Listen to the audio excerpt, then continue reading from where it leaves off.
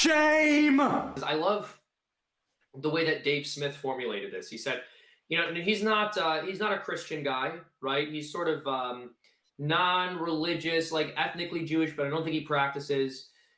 He said something along the lines of, we need to have a conversation about the fact that over the past 100 years, the move has just been completely away from parents raising their own children, right? We put them into daycare, we put them into early elementary school. And by the way, like pre-K, kindergarten, first grade, early primary school, it's just daycare. It's just daycare plus busy work, okay? Very little education actually happens there. But I thought that was a very good way of putting it. And so I didn't want to say that without quoting it. I don't want to plagiarize the fella. But it's a social movement that seems strange if you're not aware of the things that you're discussing here, which is it has been the express intention of these revolutionaries, these left-wing thinkers, to separate children as much as possible from their parents. Yeah, exactly.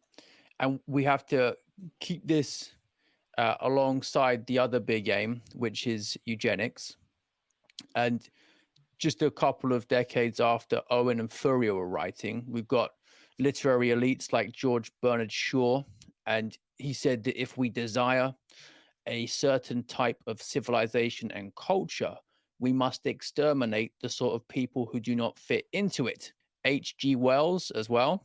He said that he wanted the extermination of the vicious, helpless, and pauper masses, the weak and silly and pointless.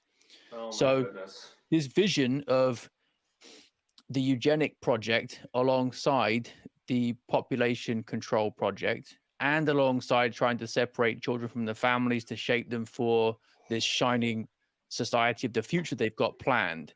All these things go together. And it's so sick, right? I mean, these are people who are looked back upon as respectable intellectual figures. And this is a movement that's considered to be a respectable intellectual movement in its totality.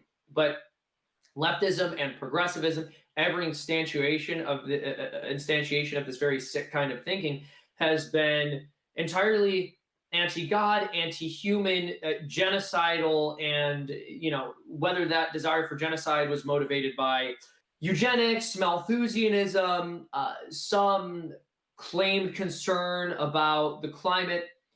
We all know what the true intention beneath all of it is. Again, I'm not saying this is the case with everyone who professes to believe in these things. Obviously, you have what we would call useful idiots, but those at the top who have delineated the intellectual course of action that left-wing politics takes, they were very, very clear about the fact that they were extremely comfortable with genocide. They did think some human beings were like genetically superior to other human beings and should therefore be evaluated as of a higher moral worth overall, and that those beneath them should be wiped out or exterminated. Right? These ideas didn't just disappear.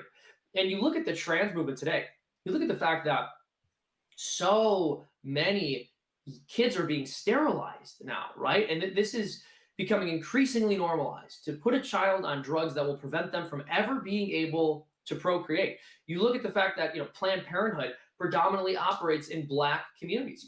When police officers shoot Black people more often than they shoot white people, or at least disproportionately so, because by raw numbers, white people get shot more, but per capita, Black people get shot more. We're told that to point out that this is because of socioeconomic circumstances and because Black people tend to occupy more dangerous neighborhoods is a racist rationalization for overt systemic racism. But then when Planned Parenthood is more likely to locate itself within Black neighborhoods and kills far more Black babies than white babies proportionally, we're told that this is just because of economic circumstances, right? There's no structural or systemic racism at work here. I mean, the early 20th century progressives, Margaret Sanger, the founder of Planned Parenthood, was perfectly clear that this is a project concerned primarily with the elimination of Black people, okay? And now, and it's not to say, by the way, that they're like only interested in exterminating or eliminating certain groups of people, right? They're anti-human in general. They're very happy for white people to get abortions and sterilize themselves and sterilize their children.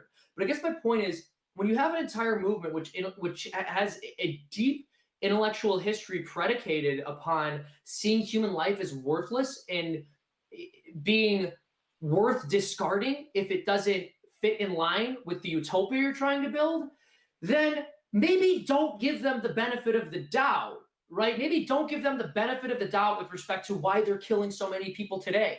Maybe don't boil it down to they just have a different vision for how the world should operate, and this is an unintended consequence. No, they've been perfectly clear. They've told us what they're doing and why. That didn't all just vanish from their minds in the last 50 years, 60 years, 70 years.